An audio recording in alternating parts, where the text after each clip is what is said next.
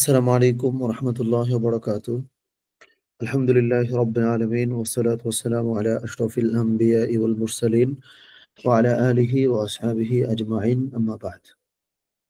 আমরা সর্বপ্রথম আল্লাহ সুবহানাহু ওয়া তাআলার দরবারে শুকরিয়া আদায় করছি যে আল্লাহ সুবহানাহু ওয়া তাআলা আমাদেরকে বরাবরের মতো আজকেও কোরআন ক্লাসে হাজির হওয়ার তৌফিক দান করেছেন। আলহামদুলিল্লাহ। আজকে হলো আমরা এই সপ্তাহে সূরা আলাক পড়ছিলাম। আমরা গতকাল সূরা আলাকটা আলহামদুলিল্লাহ মস্ক করিয়েছি এবং সবাই প্রায় পড়াটা শোনাইছি। সো আজকে হলো সূরা আলাকেরই আমরা অনুবাদ এবং অনুধাবন এই অংশটা আলোচনা করব ইনশাআল্লাহ। আমি স্ক্রিনটা আপাতত অন করছি। আমরা হলো আ যেই অনুবাদটা থেকে আসলে পড়ছি আমরা ওই অনুবাদটা থেকে ইনশাআল্লাহ আলোচনা করব। এটা আমি বোধহয় গতকাল বলেছিলাম যে আ আলহামদুলিল্লাহ আমার যে কোরআন অনুবাদটা তৈরি করার সুযোগ হয়েছিল প্রজ্ঞাময় কোরআন এবং আমাদের ওই নামেই আসলে আমাদের এই ওয়েবিনারটা। তো ওইটারই আমাদের যে ওয়েবসাইট আছে, আমরা সাধারণত ওই অনুবাদটা থেকে আ ইদানিং আলোচনা করছি। যেহেতু এই অনুবাদের আলহামদুলিল্লাহ প্রত্যেকটা শব্দ আ আমার যদি এইভাবে বলি যে আমার লেখার সুযোগ হয়েছে। যার ফলে আমি চাচ্ছি যে এখান থেকে আমরা যদি অনুবাদটা পড়ি সেটা আমি খুব ইজিলি যেমন বুঝতেও পারবো বা হচ্ছে যে আমি এক্সপ্লেইন করতে পারবো যেহেতু শব্দগুলো আমি লিখেছি আলহামদুলিল্লাহ। তো ওইটারই আমাদের ওয়েব ভার্সন হচ্ছে এটা। তো এখান থেকে আমরা আজকে সূরা আলাকটা হচ্ছে যাবো। তার আগে হচ্ছে আমরা ক্লাসের যেকোনো ২ জন, একজন হলো আ ১ থেকে ১০ পর্যন্ত আর হচ্ছে আরেকজন হলো ১১ থেকে ১৯ পর্যন্ত। জাস্ট যেকোনো ২ জন আমরা একটু তেলাওয়াতটা করি। এরপরে হচ্ছে যে আমরা অনুবাদ এবং অনুধাবন এই অংশে যাবো ইনশাআল্লাহ। একটু কাইন্ডলি আমরা স্বেচ্ছায় হ্যান্ড রাইজ করি যে আমি বলতে চাই। জাস্ট ১ থেকে ১০ পর্যন্ত একজন বলবো, আমরা ১১ থেকে ১৯ পর্যন্ত আরেকজন বলে এরপরে হচ্ছে আমরা অনুবাদ এবং অনুধাবনে যাবো ইনশাআল্লাহ। জি, আমরা যেকোনো ২ জন একটু হাত উঁচু করি। আচ্ছা আলহামদুলিল্লাহ আমাদের গাজী মাহবুবা রানী আপা হ্যান্ড রেইজ করছেন। আর যেকোনো একজন আমরা হাত উঁচু করি। জি, আর যেকোনো একজন। আচ্ছা। আচ্ছা আমি তাহলে যে গাজী মাহবুবা রানী আপা আপনাকে দিয়ে শুরু করি। এরপরে আমরা যেকোনো একজন আর হাত উঁচু করব আশা করতেছি। তাহলে সে হচ্ছে ১১ থেকে ১৯ পর্যন্ত আমরা তিলাওয়াত করব। জি আপা আপনি হচ্ছে শুরু করেন তাহলে। আপনার ওখান থেকে কোরআন খুলে পড়েন, তাইলে সহজ হবে আরকি ইনশাআল্লাহ। জি আপা শুরু করেন। আসসালামু আলাইকুম। ওয়ালাইকুম আসসালাম ওয়া রাহমাতুল্লাহ। বিসমিল্লাহির রহমানির রহিম। ইকরা বিসমি রাব্বিকাল্লাযী খলাক। আরেকটু আপা আবার একটু ইকরা, এখানে কিন্তু মানে ধাক্কা লাগতে হবে। ইকরা এরকম হ্যাঁ। ইকরা ইকরা হুম। ইকরা বিসমি না এটা রাব্বিকাল্লাযী। কিন্তু নরমাল ইকরা বিসমি হয়ে গেছে। এটা কিন্তু ইকরা না। ইকরার পরে যেহেতু একটা হামজা আছে, এইজন্য আপনাকে ইকরা এরকম একটু ধাক্কা দিতে হবে। জি, বলেন জি। আপা আবার? ইকরা হুম, ভেরি গুড হ্যাঁ। ইকরা বিসমি রাব্বিকাল্লাযী খালাক হ্যাঁ। খলাকাল ইনসানা মিন আলাক। ইকরা ওয়া রাব্বুকাল আকরাম। আল্লাযী আল্লামা আল্লামা বিল কলম। হুম। এই লাইনটা হইছে? হ্যাঁ, হ্যাঁ ঠিক আছে আপা তারপরে? আল্লামাল ইনসানা মা লাম ইয়ালাম। আবার একটু এই আয়াতটা বলেন। আল্লামাল, আল্লামাল ইনসানা মা লাম এখানে ইয়ালাম। কিন্তু অনুসারের মতো উচ্চারিত হবে অর্থাৎ আল্লামাল ইনসানা মা লাম ইয়ালাম। হুম, আল্লামাল ইনসানা মা লাম ইয়ালাম। হুম। আল্লামাল ইনসানা মা লাম ইয়ালাম। হইছে? হ্যাঁ, হ্যাঁ ঠিক আছে আপু তারপরে? কাল্লা ইন্নাল ইনসানা লা ইয়াতগা হুম। আররাআ আর আররা আররাআহুস্তাগনা আর-রাআহুস্তাগনা। হুম, আররাআহুস্তাগনা। হুম। ইন্না ইলা রাব্বিকাল ইন্না ইন্না ইলা রাব্বিহি রুজআ। ওকে তারপরে? আরাআইতাল্লাযী ইয়ানহা আরাআইতাল্লাযী ইয়ানহা হুম, আবদান আবদান ইজা সাল্লা সল্লা, এখানে কিন্তু আপা আল্লাহ শব্দ না, এটা জাস্ট লামের উপরে একটা তাসদিদ আছে, অর্থাৎ আবদান ইদা সল্লা। বলেন তো আবার। আবদান ইজা সাল্লা হ্যাঁ, মাশাআল্লাহ আপা, ঠিক আছে। আবদান আচ্ছা, ইজা সাল্লা। রাইট, জি মাশাআল্লাহ আপা, আপনি মিউট করে ফেলেন। আচ্ছা, তারপরে আমাদের হচ্ছে মুয়াজ ভাই হ্যান্ড রেজ করছেন। জি মুয়াজ ভাই, আপনি হচ্ছে 11 থেকে 19 পর্যন্ত এই বাকি আয়াতগুলো আপনি বলেন তো দেখি ইনশাআল্লাহ। আসসালামু আলাইকুম। ওয়ালাইকুম আসসালাম ওয়া রাহমাতুল্লাহ। আপনি বলবেন হচ্ছে তাইলে আরাআইতা ইন কানা আলাল হুদা, এখান থেকে। জি। أعوذ بالله من الشيطان الرجيم. بسم الله الرحمن الرحيم. أرأيت إن كان على الهدى أو أمر بالتقوى أرأيت إن كذب وتولى ألم يعلم بأن الله يراه كلا لئن لم ينته لنسفعا بالناصية نسيات আবার একটু, كاذبة আবার একটু। نسيات লানাস, এখান থেকে ভাই, লানাস ফাআম বিন নাসিয়া, তারপরে ناسيات كاذبات নাসিয়া আছে, خاطئة নাসিয়াতিন কাযিবাতিন, এরকম আর কি। হ্যাঁ বলেন। ناسية كاذبة خاطئة আবার নাসিয়াতিন, আবার একটু বলেন। এখানে কিন্তু নাসিয়াতিন কা, মানে নাসিয়াতিন এটা অনুস্বার হবে, আর কাযিবাতিন খাতিআহ এটা আবার কাযিবাতিন এরকম হবে, রাইট। তাহলে বলেন। ناسية كاذبة হয় নাই, خاطئة নো হয় নাই, হয় নাই। নাসিয়াতিন, এটাতে এরপরে তারপরে কিন্তু কাফ, কফ না। তাহলে নাসিয়াতিন কাযিবাতিন, এই তিন আবার কিন্তু নরমাল, এখানে কিন্তু তিন এরকম হবে না, বুঝছেন? তাহলে নাসিয়াতিন কাযিবাতিন খাতিআহ, বলেন তো এইভাবে। ناسية كاذبة خاطئة হ্যাঁ, তাহলে দ্বিতীয়টা কাযিবাতিন খাতিআহ। দ্বিতীয়টাতে টান টান হবে না, না না, গুন্না হবে না দ্বিতীয়টায়, আর মানে প্রথমটায় হবে। গুণনা হবে না, গুণনা হবে না, হ্যাঁ। রাইট, হ্যাঁ বলেন, আবার বলেন একটু। ناسية خاذبة كاذبة كاذبة خاطئة খাতিআহ, خاطئة বেটার, আগের চেয়ে ভালো হয়েছে মাশাআল্লাহ। হ্যাঁ, ناسية كاذبة خاطئة খাতিআহ, আমি কিন্তু খাতিয়াত বলি না। خاطئة আচ্ছা রাইট, আচ্ছা خاطئة হ্যাঁ কারণ হচ্ছে ناسية আপনার গোলতা, শোনেন একটু, মানে গোলতার ওখানে যদি থেমে যাওয়া হয় তাহলে ওটা কিন্তু হা হয়ে যায়। ওকে বলেন তারপরে। ناسية كاذبة خاطئة রাইট, তারপরে। فل فليدعو فليدعو ناديه হুম, سندعو زبانية হয় নাই, সানাদ উ টান নাই তো, সানাদ উজ্জাবা। سندعو زبانية তারপরে। سندعو زبانية كلا لا كلا لا تطيعه كلا لا تطيعه واسجد واقترب জি, মাশাআল্লাহ ভাই, মাশাআল্লাহ, ঠিক আছে। একটু জটিল, সুতরাং একটু কষ্ট হবে। এটা হচ্ছে আমরা যেহেতু সারা সপ্তাহ এটা নিয়ে ব্যস্ত থাকবো, ইনশাআল্লাহ ঠিক হয়ে যাবে। সো আমি জাস্ট একবার একটু আ তেলাওয়াতটা করে তারপরে হচ্ছে যে আমরা আমরা ভাই, অনুধাবন পর্বে চলে যাই ইনশাআল্লাহ। একটা কথা ছিল। আ জি আপা, জি। আসসালামু আলাইকুম। জি বলুন আপা। সিজদাটা কি যতবার শুনবো ততবারই সিজদাটা দেয়া লাগবে না? কারণ এটা তো অনেকবার শোনা হবে। যেহেতু না, না, না, না। এক বৈঠকে, মানে একটা ক্লাসে বা হচ্ছে যেকোনো একটা বৈঠকে আপনি যতবার শুনবেন একবার সিজদা দিলেই হয়ে যাবে আরকি। আচ্ছা, এটা জি। আসসালামু আলাইকুম ভাইয়া, একটু জি, একটা ইন্টারাপ্ট করি। জি, এই যে ওয়ালাইকুম 16 জি, নাম্বার আয়াতটা এটা জি বলেন। না, নাসিয়াতিন, এখানে প্রথমে গুণনা করতেছি এবং পরবর্তীতে কাযিবাতিন, এখানে এখানে গুণনা হবে না নাকি?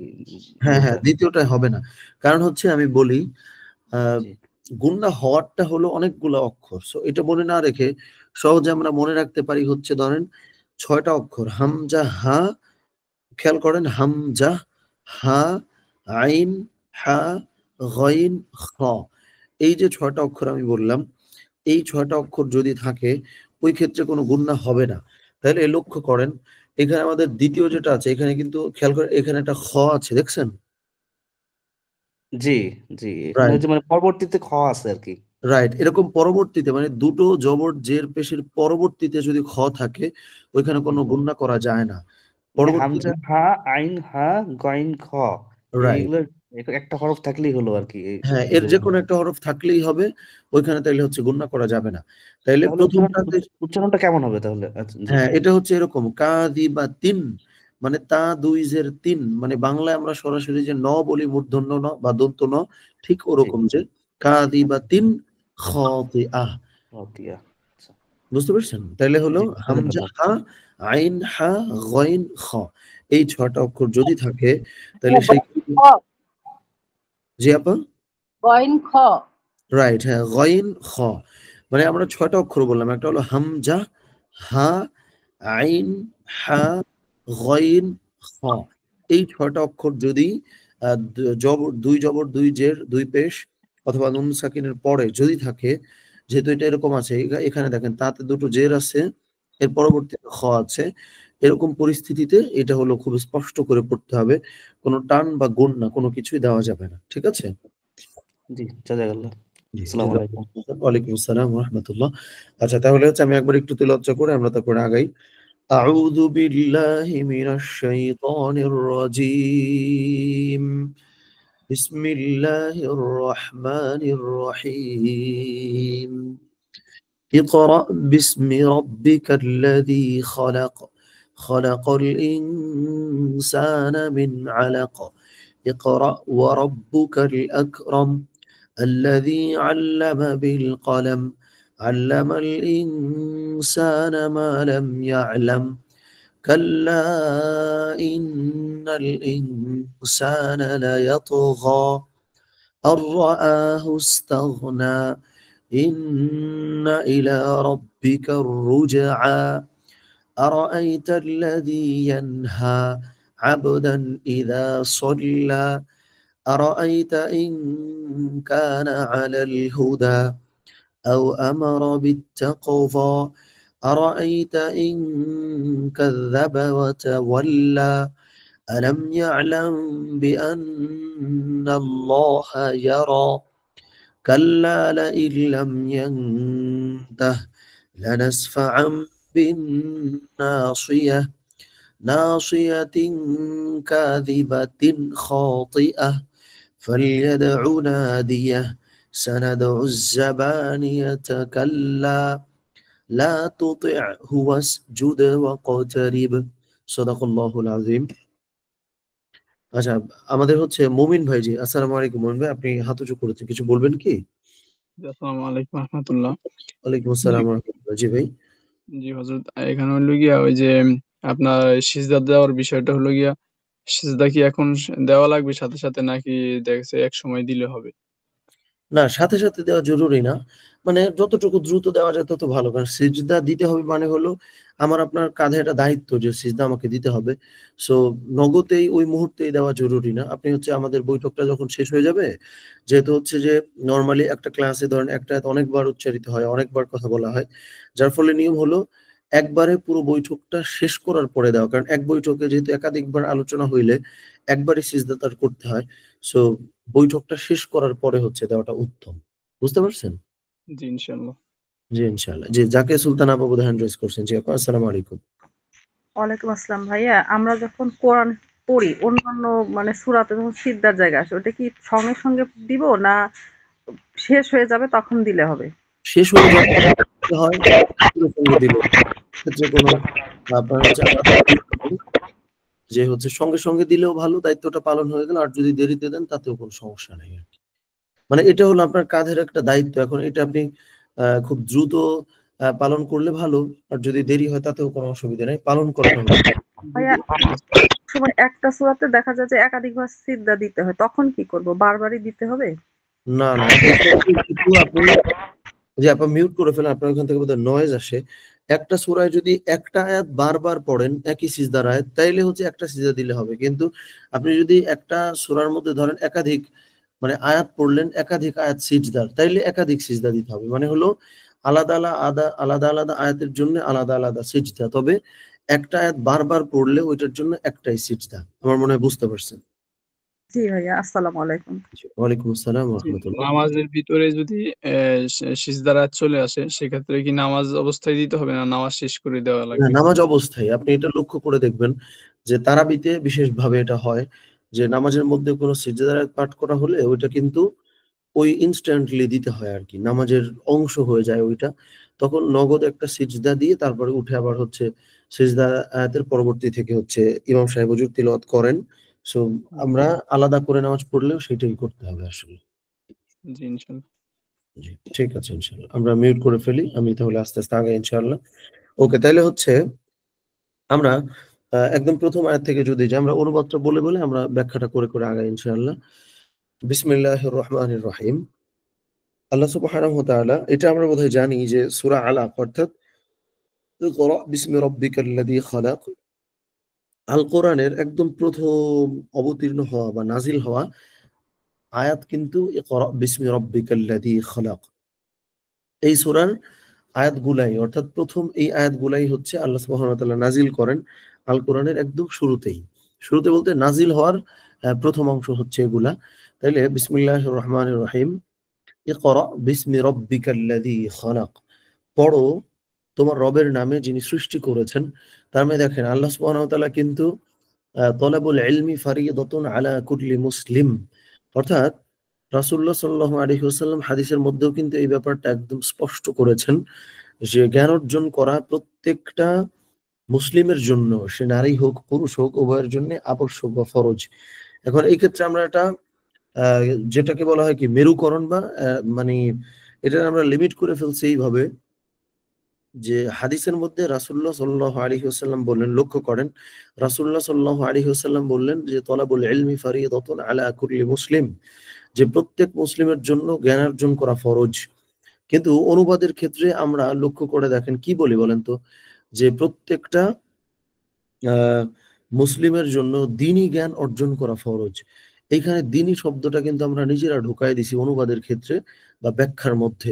আমি আগেও বলছি এখনো বলি, মাঝে মধ্যেই বলবো হয়তো, যে অনুবাদের ক্ষেত্রে কখনোই আমরা মানে বাড়াবাড়িও করব না, ছাড়াছাড়িও করব না। তার মানে হলো অনুবাদের ক্ষেত্রে আমরা যেই শব্দটা আরবিতে আছে ওইটার ক্ষেত্রে এক্সট্রা কোনো ওয়ার্ড অ্যাডও করব না। আবার আরবিতে আল্লাহ সুবহানাহু ওয়া তাআলা বা রাসূলুল্লাহ সাল্লাল্লাহু আলাইহি ওয়াসাল্লাম হাদিসের মধ্যে যে শব্দ রেখেছেন ওইটা কিন্তু আমরা বাদও দিব না। তাহলে দেখেন এইখানে রাসূলুল্লাহ সাল্লাল্লাহু আলাইহি ওয়াসাল্লাম বললেন যে প্রত্যেকটা মুসলিমের জন্য আসলে জ্ঞান অর্জন করা ফরজ। এখন আমরা এখানে বলে দিচ্ছি যে প্রত্যেকটা মুসলিমের জন্য দ্বীনি জ্ঞান অর্জন করা ফরজ। এটা কিন্তু অন্যায়, এটা অবশ্যই অন্যায়। কেন অন্যায় আমি বলি, আল্লাহ সুবহানাহু ওয়া তাআলা শুরু করলেন ইকরা বিসমি রাব্বিকাল্লাযী খালাক, যে তার পরবর্তীতে আল্লাহ সুবহানাহু ওয়া তাআলা বললেন যে খলাকাল ইনসানা মিন আলাক, যে তোমরা রবের নামে পড়ো যিনি তোমাদেরকে সৃষ্টি করেছেন। তার মানে হলো আমাদের যে কোনো জ্ঞান অর্জন করার ক্ষেত্রে আমরা যে ফিল্টারটা করব যে এই জ্ঞানটা আসলে মানুষের জন্য সমাজের জন্য কি উপকারী নাকি উপকারী না, এই জ্ঞান অর্জন করলে আল্লাহ সুবহানাহু ওয়া তাআলা কি খুশি হবেন নাকি হবেন না, এই ফিল্টারটা হচ্ছে আমরা করব। কিন্তু তার মানে কিন্তু কখনোই এইটা না যে আমি শুধু ধর্মীয় জ্ঞান অর্জন করব, অন্য জ্ঞান অর্জন করব না। একটু জটিল লাগতে পারে, আমি বুঝায় বলি। এইটার মানে হলো তলাবুল ইলমি ফারিদাতুন আলা কুল্লি মুসলিম, এটার মানে হলো যে কোনো প্রয়োজনীয় জ্ঞান অর্জন করা আল্লাহ সুবহানাহু ওয়া তাআলা প্রত্যেকটা মুসলিমের জন্য আবশ্যক করেছেন। এখন এই প্রয়োজনীয় জ্ঞান অর্জন করা মানে কিন্তু স্রেফ এইটা না যে ধর্মীয় জ্ঞান। কারণ হচ্ছে সমাজে চলতে হলে, পৃথিবীতে চলতে হলে ধর্মীয় জ্ঞানের পাশাপাশি আরো অনেক বেসিক অনেক কিছু নলেজ, অনেক কিছুর জ্ঞান কিন্তু আমাদের লাগবে। সো এই জ্ঞান অর্জন করাও কিন্তু আমাদের জন্য আবশ্যক এবং ফরজ। এবার আসেন দ্বিতীয় কথায়, যে ধরেন আপনি মেডিকেল সায়েন্স মানে পড়তে চান, বা আপনি ডাক্তারি পড়তে চান, বা হচ্ছে যে ইঞ্জিনিয়ারিং পড়তে চান, বা ল নিয়ে পড়তে চান, সমাজের জন্য প্রয়োজনীয় যে কোনো জ্ঞান আপনি অর্জন করতে চান। এখন এইটার ক্ষেত্রে আপনার নিয়ত যখন খালেস হবে, আপনার পারপাস বা ইন্টেনশন যখন সহি হবে, ওইটাই কিন্তু আল্লাহ সুবহানাহু ওয়া তাআলার নামে জ্ঞান অর্জন করা হবে। এটা আমি এইভাবে কেন বলতেছি, আপনি বলতে পারেন যে ভাই এটা দ্বীনি জ্ঞান যদি থাকে তাহলে সমস্যা কোথায়? সমস্যাটা হচ্ছে ইসলাম কিন্তু কমপ্লিট কোড অফ লাইফ, অর্থাৎ ইসলাম হলো আপনার জীবনের একদম পরিপূর্ণ সমস্যার সমাধান দেবে এবং জীবনের পরিপূর্ণতা ইসলামের মধ্যে থাকতে হবে।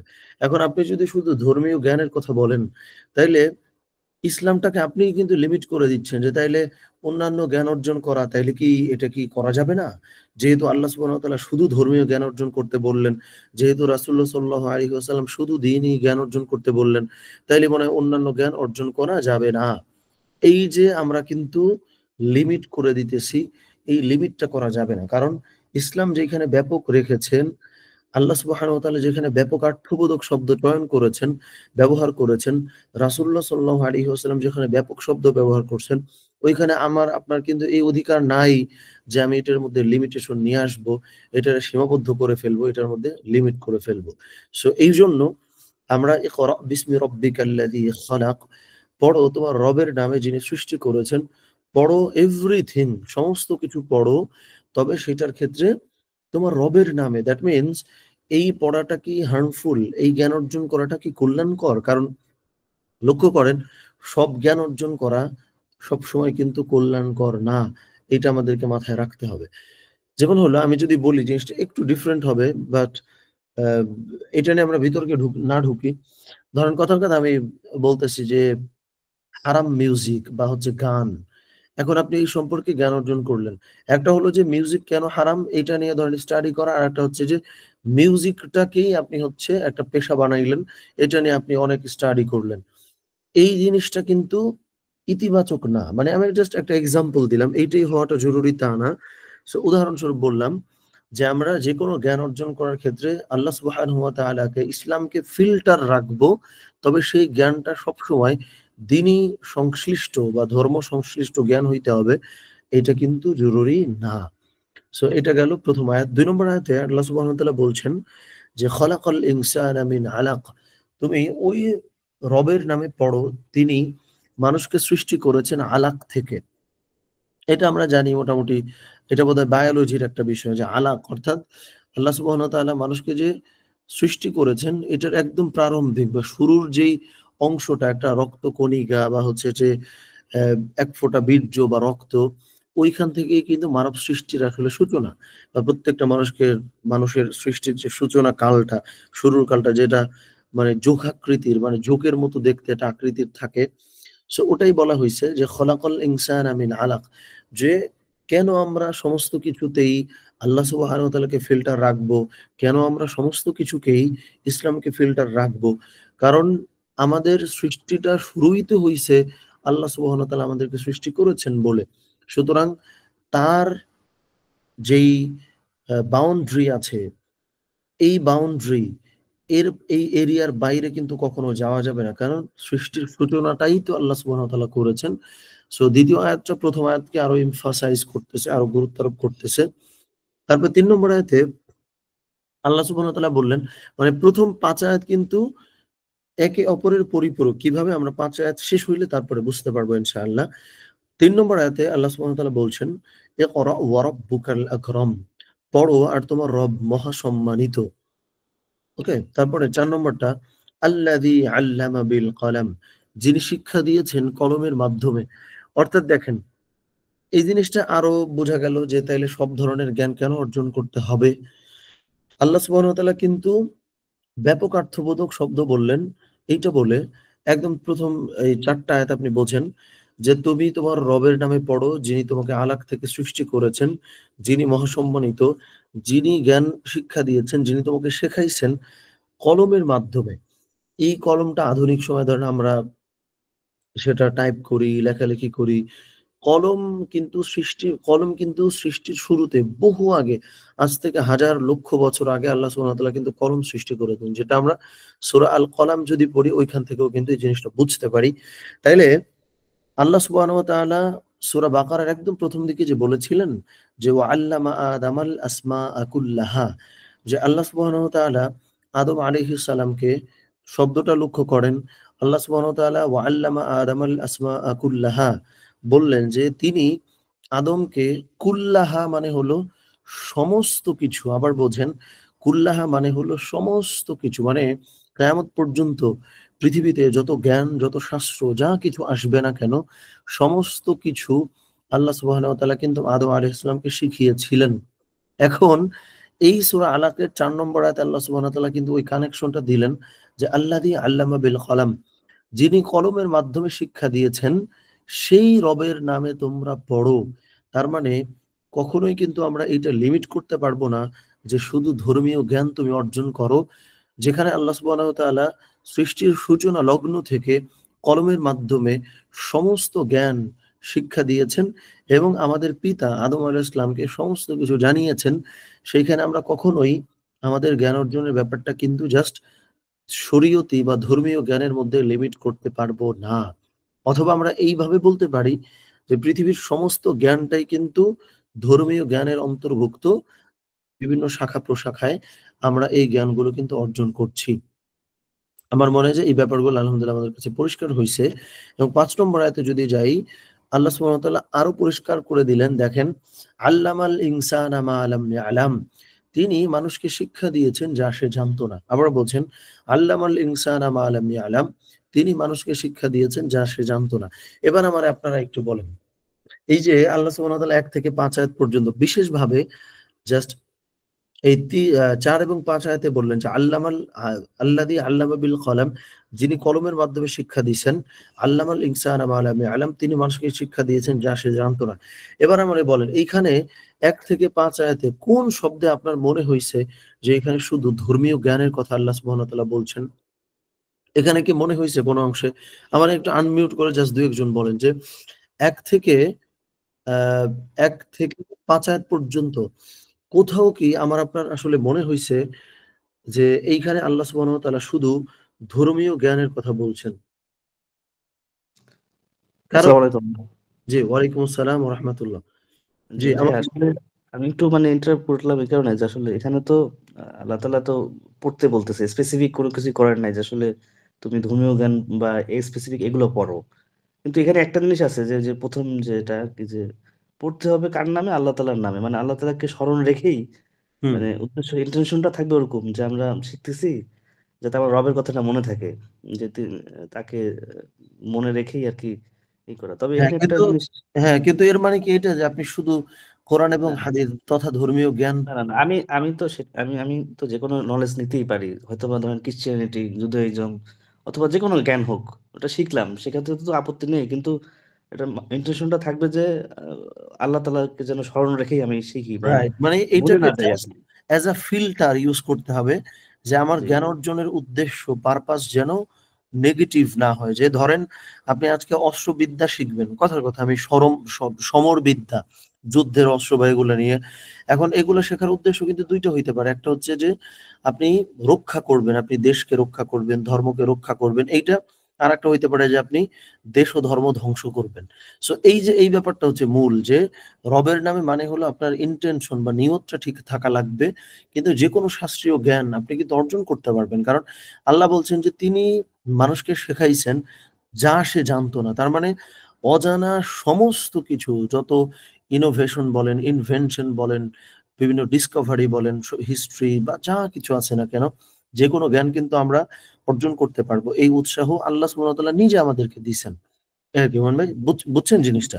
জি বুঝতে পারছি, একটু আর কি একটা জিনিস বুঝতে চাচ্ছি আর কি, জি, যেখানে ৪ নাম্বার আয়াতটা আল্লাহ জি আল্লামাল বিল কালাম, জি। আহ, এখানে যে কলম যে জিনিসটা, আহ, মানে এই জিনিসটা আসলে ব্যাখ্যাটা ক্লিয়ারলি আমি বুঝতেছি না। মানে এখানে আল্লাহ পাকের রাসূল সাল্লাল্লাহু আলাইহি সাল্লাম তো হচ্ছেন নিরক্ষর ছিলেন, যতটুকু জানি অক্ষর জ্ঞান মানে ছিলেন না, কিন্তু তিনি ছিলেন সরাসরি শিখছেন বা আল্লাহ তাআলা সরাসরি তাকে শিক্ষক, আহ, মানে এটা জানি আর কি। এখন তো এই কলম বলতে স্পেসিফিক আল্লাহ তাআলা যে শিক্ষা দিয়েছেন, মানে এটার কোনো ব্যাখ্যা আছে কিনা, মানে আচ্ছা, এটা আচ্ছা। তাহলে শিক্ষাটা কিরকম আসলে? জি আচ্ছা, আচ্ছা। এটা আমি বলতেছি।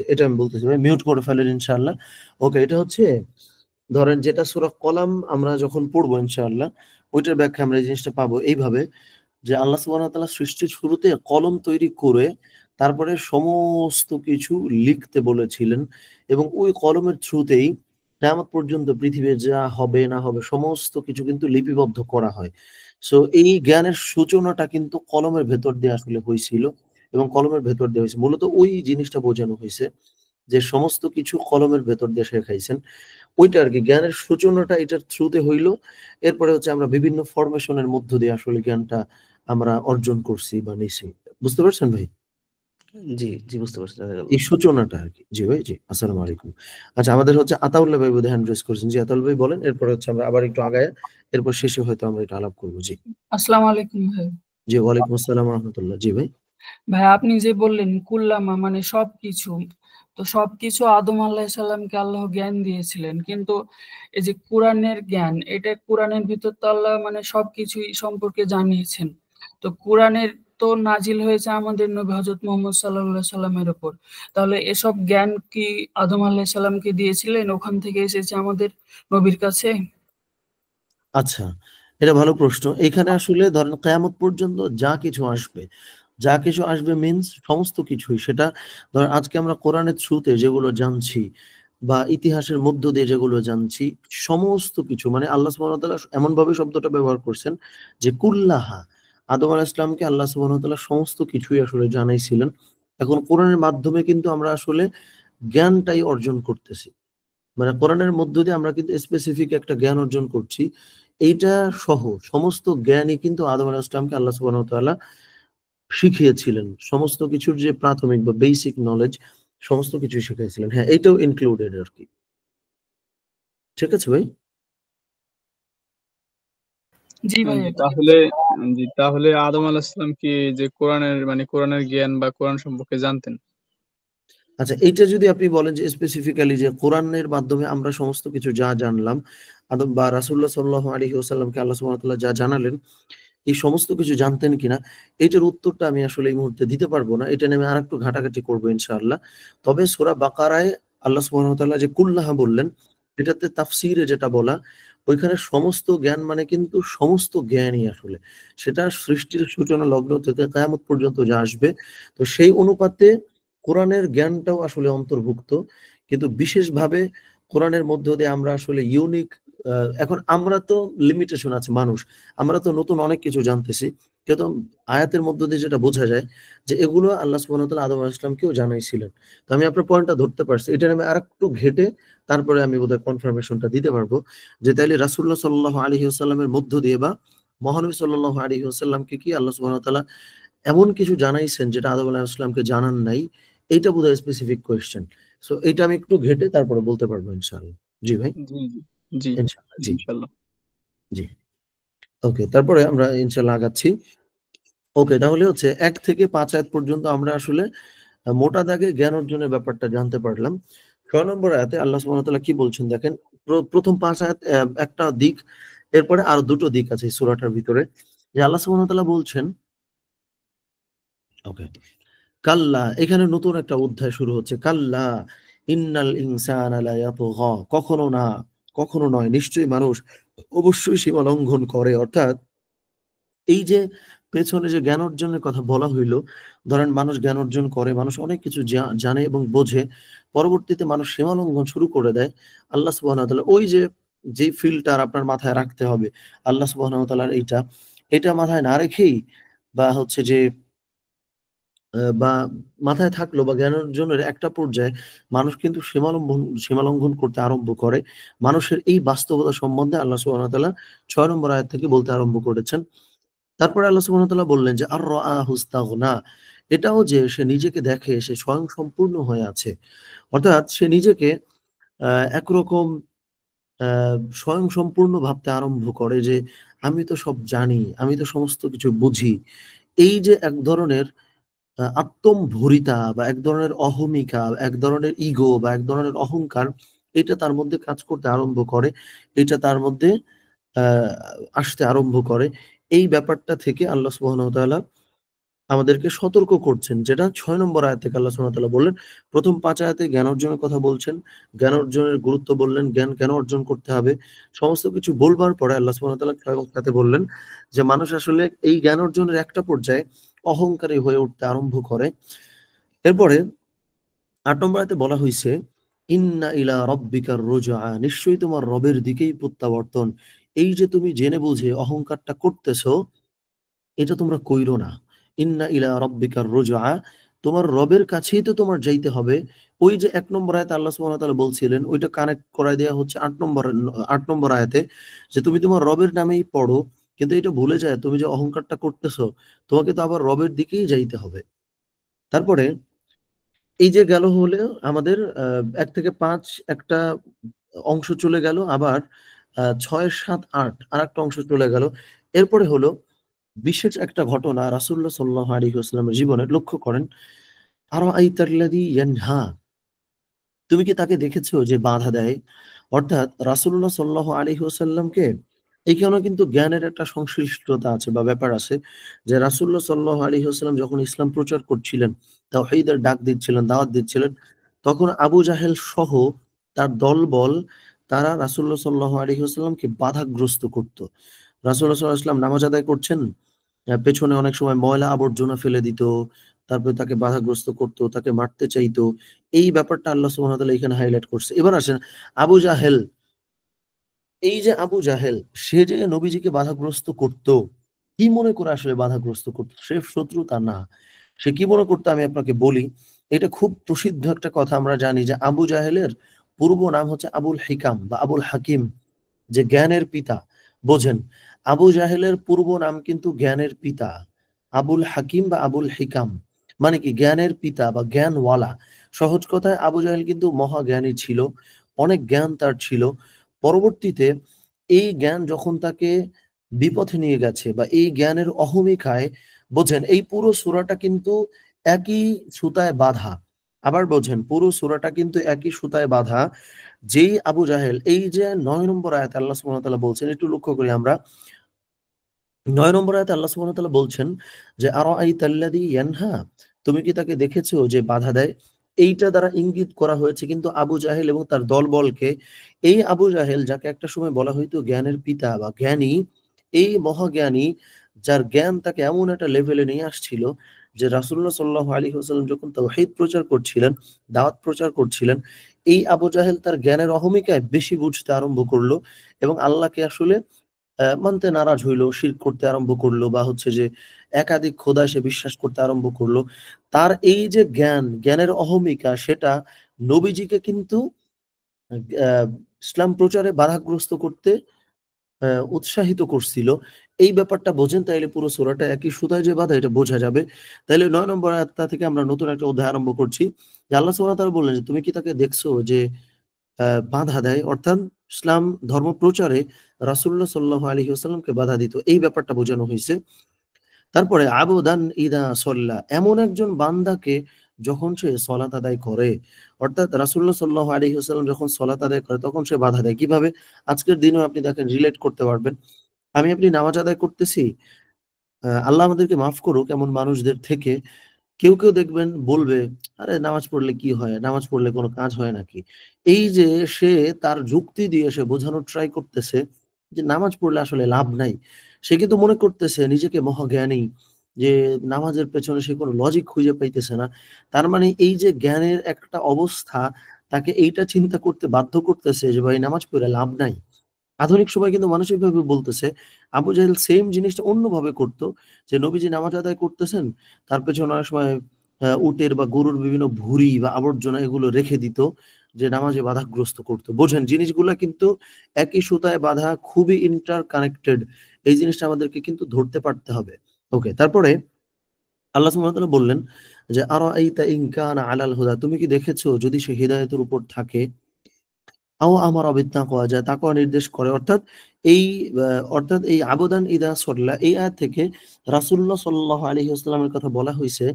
যখন একজন বান্দা সে সালাত আদায় করে, হেদায়েতের উপরে আছে, তাকওয়ার বিষয়ে নির্দেশ দেয়, এই বান্দাকে যখন আহ, জ্ঞান মানে দিন পালন করতে, দিন প্রচার করতে বাধা দেয়, তুমি কি তাকে দেখেছো? অর্থাৎ ওই আবু জাহেলের কথা বলা হয়েছে। আধুনিক অনেক আবু জাহেল আমরা কিন্তু দেখব, যারা জ্ঞানের অহমিকায় শরীয়তের বিভিন্ন কিছু নিয়ে কোয়েশ্চেন করে, বা হচ্ছে যে এটাকে ডিনাই করার জন্য। একটা হলো ভাই আপনি জানার জন্য কোয়েশ্চেন করতেছেন, আর একটা হলো ডিনাই করার জন্য কোয়েশ্চেন করছেন। আপনি দেখবেন সমাজে দুই ধরনের মানুষ এক্সিস্ট করতেছে। আপনি ধর্ম পালন করতেছেন, এমন ভাবে এটাকে উপস্থাপন করতেছে বা কোয়েশ্চেন করতেছে যে এটাকে ও ডিনাই করতে চাইতেছে। এরা কিন্তু আধুনিক আবু জাহেল। এই ব্যাপারগুলা থেকে আমাদেরকে কিন্তু সতর্ক থাকতে হবে। ওকে, তাহলে দেখেন 13 নম্বর আয়াতে আবার সেই ব্যাপারগুলো আল্লাহ সুবহানাহু ওয়া তাআলা বলছেন যে আরাআইতা ইন কাযযাবা ওয়া তাওয়াল্লা, তুমি কি দেখেছো নিশ্চয়ই সে মিথ্যারোপ করেছে ও মুখ ফিরিয়ে নিয়েছে। অর্থাৎ সে নিজে তো ধর্ম পালন করেই নাই এবং সে মিথ্যা বলে বেড়াচ্ছে বা মুখ ফিরায় নিচ্ছে যে দূর এগুলা কোনো কাজে আসে নাকি, ধর্ম পালনে কি হয়, বা রাসূলুল্লাহ সাল্লাল্লাহু আলাইহি ওয়াসাল্লাম কথা বলছে যে সে এমন কি নতুন ধর্ম নিয়ে আসছে। এই ব্যাপারটাকে সে ইগনোর করতেছে, উপেক্ষা করতেছে বা অসম্মান করছে, অবমাননা করছে। আলাম ইয়ালাম বিআন্নাল্লাহা ইয়ারা, সে কি এ বিষয়ে জানে না যে আল্লাহ দেখছেন। এবার আল্লাহ সুবহানাহু ওয়া তাআলা তাকে সতর্ক করছেন যে ও যে এইভাবে দিন পালনে বাধা দিতেছে, ও কি জানে না যে সবকিছুই আল্লাহ দেখতেছেন। কাল্লা লা ইল্লাম ইয়ানতাহ লানাসফাআম বিন-নাসিয়া, কখনো নয়, অবশ্যই যদি সে বিরত না হয় অবশ্যই আমরা সামনের টুল ধরে হিঁচড়াবো।